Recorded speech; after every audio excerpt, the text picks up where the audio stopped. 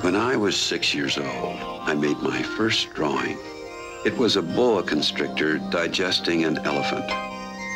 I showed it to the grown-ups and asked them if the drawing frightened them, and they said, "Why would anyone be frightened of a hat?" Then I made a second drawing, showing the boa constrictor from the inside so the grown-ups could easily see it. They always needed to have things explained to them. After seeing my 2 drawings, they suggested that I busy myself with matters of consequence. That ended my drawing career. And so I became a pilot and lived my life alone, without anyone I could really talk to, until my plane had engine trouble in the desert, 1,000 miles from any human habitation. Imagine my surprise when I heard, "If you please, draw me a sheep." I jumped to my feet, thunderstruck. "But what are you doing here?" "If you please, draw me a sheep." I told the chap, a little crossly too, that I did not know how to draw. "Oh, that doesn't matter. Draw me a sheep." So I drew one of the 2 pictures I had drawn so often. "No, no. I do not want an elephant inside a boa constrictor. Draw me a sheep." "No, the sheep is sickly. Make me another." So I made another drawing. "You see yourself this is a ram. It has horns." By this time, my patience was exhausted, so I tossed off this drawing. "This is only his box. The sheep you asked for is inside." "Oh, this is exactly the way I wanted it. Do you think that this sheep will have to have a great deal of grass? Where I live, everything is very small. Look, he has gone to sleep." And that is how I made the acquaintance of the little prince.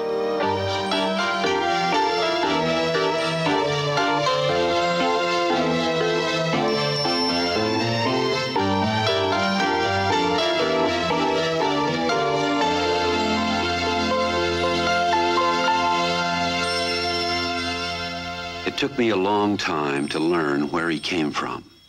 It was from words dropped by chance that little by little, everything was revealed to me. It is true, isn't it, that sheep eat little bushes? Yes, that is true. Then it follows that they also eat baobabs? There were some terrible seeds on the planet of the little prince, and these were the seeds of the baobab. It spreads over the entire planet. It bores clear through with its roots. And if the planet is too small, the baobabs are too many, they split it in pieces. It is a question of discipline. You must see to it that you pull up all the baobabs at the very first moment when they can be distinguished from the... At that moment, I was very busy trying to unscrew a bolt that had got stuck in my engine. A sheep, if it eats little bushes, does it eat flowers too? A sheep eats anything it finds in its reach. Even flowers that have thorns? Yes. Then the thorns, what use are they? I was very much worried, and I had so little drinking water left that I had to fear the worst. The thorns, what use are they? The little prince never let go a question once he had asked it. The thorns are of no use at all. Flowers have thorns just for spite. Oh, I don't believe you. Flowers are weak creatures. They reassure themselves as best they can.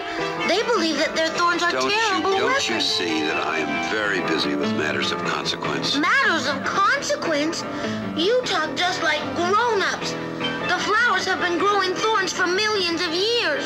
For millions of years, the sheep have been eating them just the same.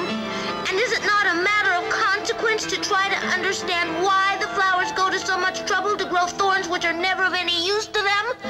And if I know, I myself, one flower which is unique in the world, which grows nowhere but on my planet, but which one little sheep can destroy in a single bite some morning without even noticing what he's doing. Oh, you think that is not important?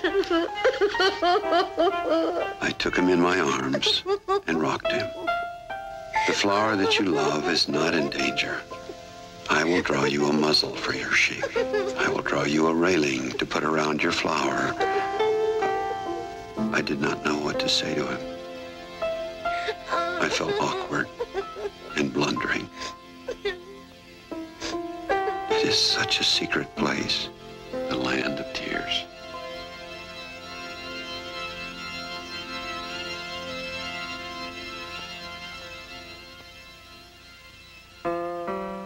I soon learned to know this flower better. On the little prince's planet, the flowers had always been very simple. But one day, from a seed blown from no one knew where, a flower had come up, and the little prince had watched very closely over this small sprout. It might, you see, have been a new kind of baobab. But the shrub soon stopped growing and began to get ready to produce a flower. She chose her colors with the greatest of care. She adjusted her petals one by one. And then one morning, exactly at sunrise, she showed herself. Oh, I beg that you will excuse me.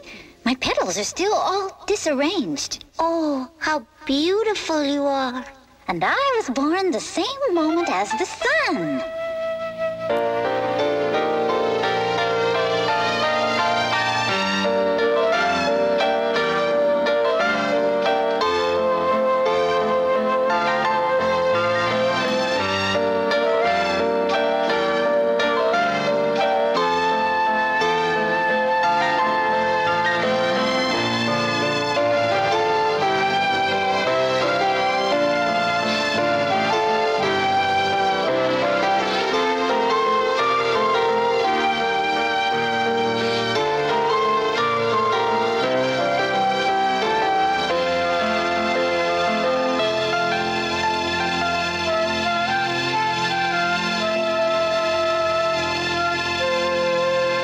One day, when she was speaking of her thorns, she said to the little prince, Let the tigers come with their claws. There are no tigers on my planet. I am not at all afraid of tigers, but I have a horror of drafts.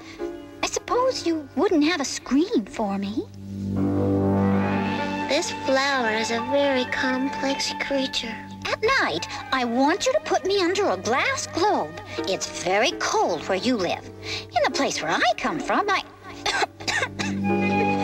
She was embarrassed over having let herself be caught on the verge of an untruth.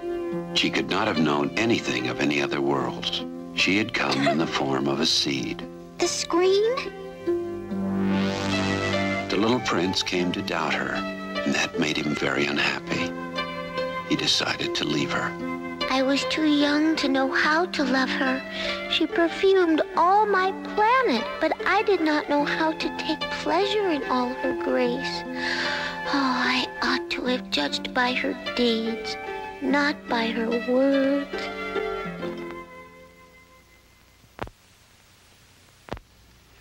On the morning of his departure, he put his planet in perfect order. He believed that he would never want to return. Let the glass globe be. I don't want it anymore. After all, I am a flower. But the animals. I have my thorns.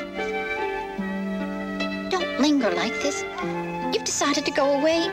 Now, go. She did not want him to see her crying. She was such a proud flower. And so he left, taking advantage of the migration of a flock of wild birds.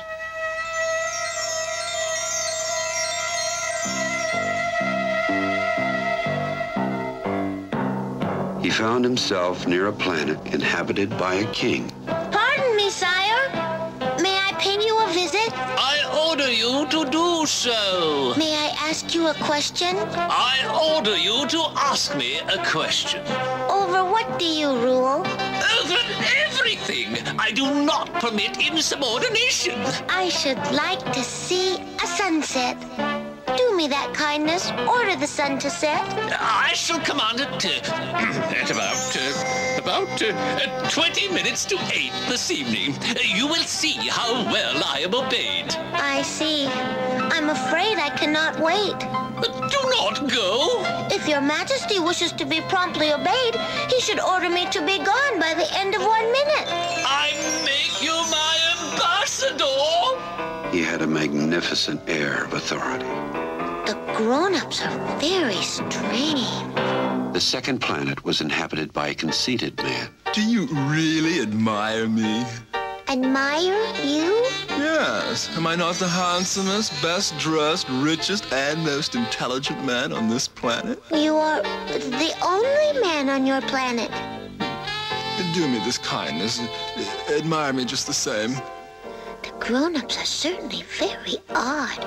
The third planet belonged to a businessman. 3 and 2 make Good morning. 5 and 7 make 12. 12 and 3 make 15. Good morning. 15 and 7 make 22. 22 and 6 make 28. 28 and 5 make 33. That makes 501,622,733. 500 million what? Stars. What do you do with 500 million stars? Nothing. I own them. How is it possible for one to own the stars? I was the first person to think of it. Is that all that is necessary? Certainly. When you discover an island that belongs to nobody, it's yours. When you get an idea before anybody else, you take out a patent on it. It's yours. So I own the stars because nobody else before me ever thought of owning them. I myself own a flower which I water every day. Oh, boy. I own 3 volcanoes which I clean out every week. Yeah, I bet. It is of some use to my volcanoes and to my flower that I own them. Pity you are of no use to the stars. And he went on his way. The grown-ups are certainly altogether extraordinary. The fourth planet was the smallest of all. There was just enough room on it for a street lamp and a lamplighter. Good morning. What are you doing? Following orders. Good morning. Oh, I follow a terrible profession. In the old days, it was reasonable. I put out the lamp in the morning. Good evening. And in the evening, I lighted it again. And the orders have been changed since that time? Good morning. The orders have not been changed. That is a tragedy. From year to year, the planet has turned more rapidly, and the orders have not been changed. The planet now makes a complete turn every minute. Good morning. Once every minute, I have to light my lamp and put it out. That's very funny. A day lasts only 1 minute here where you live. It's not funny at all. While we have been talking together, a whole month has gone by. Good evening. Even so, the little prince was sorry to leave this planet because it was blessed every day with 1,440 sunsets. The fifth planet was 10 times larger than the last and inhabited by an old geographer who wrote voluminous books. Ah, you come from far away. You are an explorer. We geographers are too busy writing books to explore. You shall describe your planet to me. Oh, where I live is not very interesting. It is also small. Ah. I have 3 volcanoes, 2 active, and the other is extinct. But one never knows. Ah, one never knows. I have also a flower. We geographers do not record flowers. Why is that? My flower is the most beautiful thing on my planet. We do not record them because they are ephemeral. What does that mean? Ephemeral. It means that which is in danger of speedy disappearance. We write of eternal things. Is my flower in danger of speedy disappearance? Certainly it is. My flower is ephemeral, and she has only 4 thorns to defend herself against the world. And I have left her on my planet, all alone. That was his first moment of regret, and the little prince went away thinking of his flower. So then the last planet was the Earth. The Earth is no ordinary planet. One can count there 111 kings, 7,000 geographers, 900,000 businessmen, 311 million conceited men, that is to say about 2 billion grown-ups. They imagine that they fill a great deal of space. In truth, however, if they were to all stand upright and somewhat crowded together, they could easily be put into one public square, 20 miles long and 20 miles wide.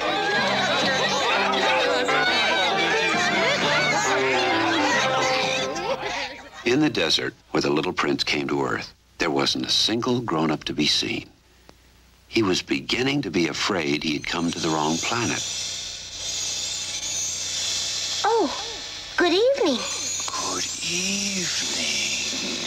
Look at my planet. It's right there above us. But how far away it is. It is beautiful. What has brought you here? I've been having some trouble with a flower.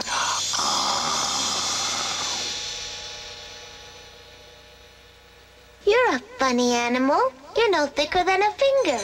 But more powerful than the finger of a king. But you haven't any feet. You cannot travel. I can carry you further than any ship could take you.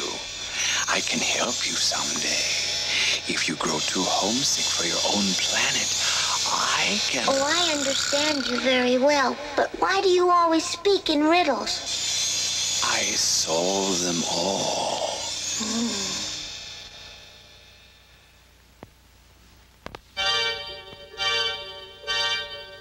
And then the little prince walked for a long time through sand and rocks and snow. At last he came to a garden all abloom with roses. Good morning. Who are you? We are roses. I thought that I was rich with a flower that was unique in all the world. And all I had was a common rose. And 3 volcanoes that come up to my knees, and one of them perhaps extinct forever. That doesn't make me a very great prince. And he lay down in the grass and cried. It was then that the fox appeared. Who are you? You're very pretty to look at. I am a fox. Come play with me. I'm so unhappy. I cannot play with you. I'm not tamed. What does that mean, tame? It means to establish ties. If you tame me, then we shall need each other. To me, you will be unique in all the world. To you, I shall be unique in all the world. If you tame me, I shall know the sound of a step that will be different from all the others. And then look, you see the wheat fields yonder? Uh-huh. Well, they have nothing to say to me, but you have hair that is the color of gold. When you have tamed me, the wheat, which is also golden, will bring back the thought of you. And I shall love to listen to the wind and the wheat. Oh, please tame me. What must I do? You must be very patient. First, you will sit down at a distance from me, like that, in the grass. I shall look at you out of the corner of my eye, and you will say nothing. Words are the source of misunderstanding, but you will sit a little closer to me every day.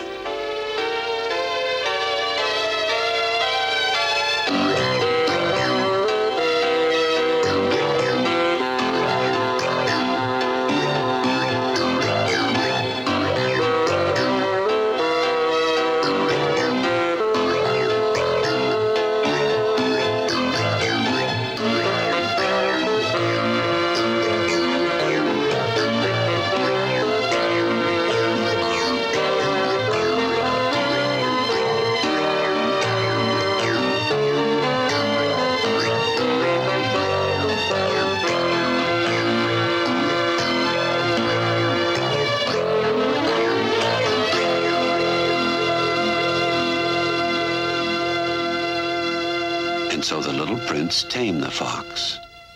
And when his hour of departure drew near, I shall cry.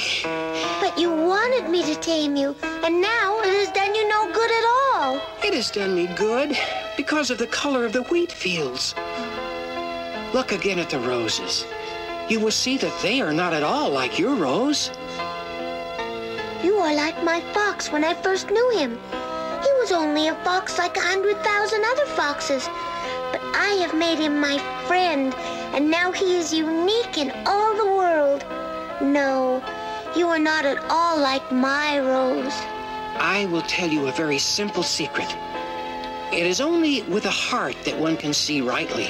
What is essential is invisible to the eye. What is essential is invisible to the eye. It is the time you have spent on your rose that makes your rose so important. It is the time I have spent on my rose. You have become responsible forever for what you have tamed. You are responsible for your rose. I am responsible for my rose.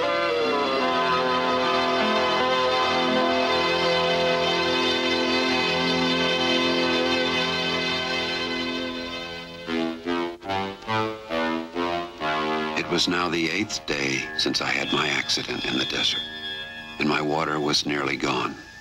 You must keep your promise. You know, a muzzle for my sheep. So then I made a pencil sketch of a muzzle. And as I gave it to him, my heart was torn, and I was overcome with an unexplainable sense of grief. You have plans that I do not know about. I remembered the fox. One runs the risk of weeping a little if one lets himself be tamed.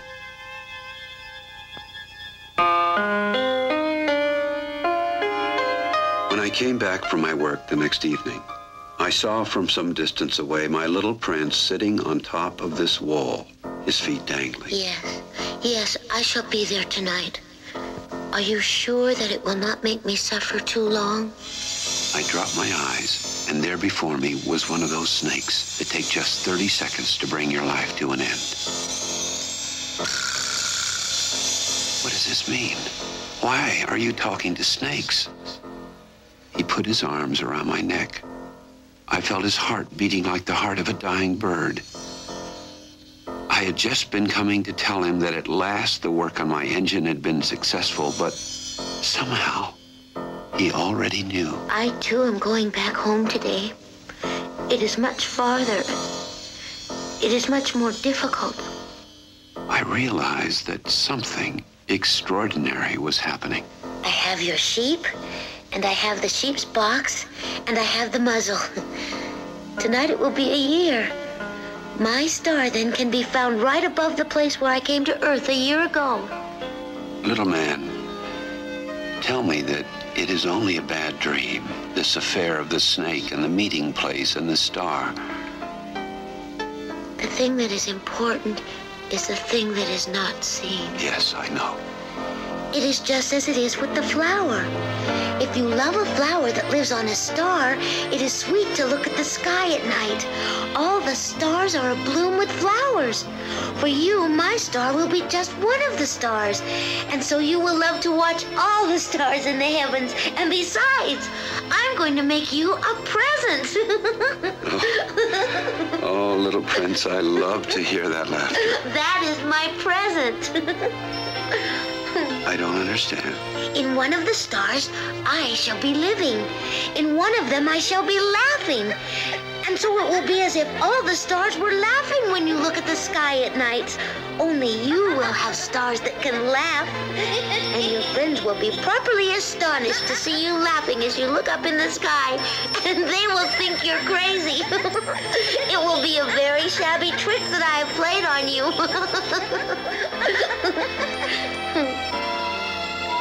And when your sorrow is comforted, you will be content that you have known me.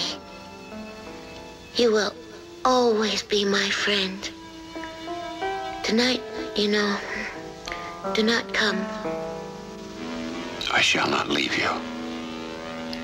I shall look as if I were suffering. It is like that. Do not come to see it. I shall not leave you. That night, I did not see him set out on his way. He left without making a sound. At last, I caught up with him. You are there. It was wrong of you to come. You will suffer. I shall look as if I were dead, and that will not be true. You understand, it is too far. I cannot carry this body with me. It is too heavy, but it will be like an old abandoned shell. And there is nothing sad about old shells. Here it is. Let me go on by myself. You know my flower? I'm responsible for her. And she is so weak. She has 4 thorns of no use at all to protect herself against all the world. He hesitated a little and drew his breath. He took one step. I could not move.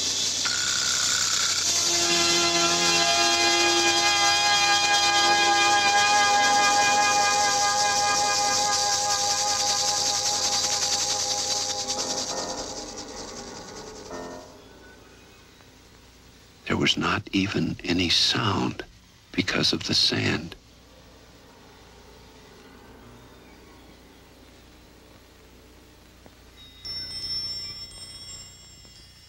And now 6 years have already gone by. My sorrow is comforted a little. I know that he did go back to his planet because I did not find his body at daybreak. And at night, I love to listen to the stars. But there is one extraordinary thing.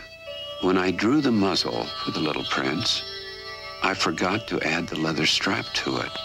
He will never be able to fasten it on his sheep. So now I keep wondering, perhaps the sheep has eaten the rose. And then I say, surely not. The little prince shuts his flower under her glass globe every night, and he watches over his sheep very carefully. Then I am happy, and there is laughter in all the stars. But at another time, I say to myself, at some moment or another, one is absent-minded, and on some one evening, he forgot the glass globe, or the sheep got out without making any noise in the night. And then the laughter is changed to tears. Here, then, is a great mystery. For you who love the little prince, and for me, nothing in the universe can be the same if somewhere, we do not know where, a sheep that we never saw has, yes or no, eaten a rose. Look up at the sky. Ask yourselves, is it yes or no? Has the sheep eaten the rose? And you will see how everything changes. And no grown-up will ever understand that this is a matter of so much importance.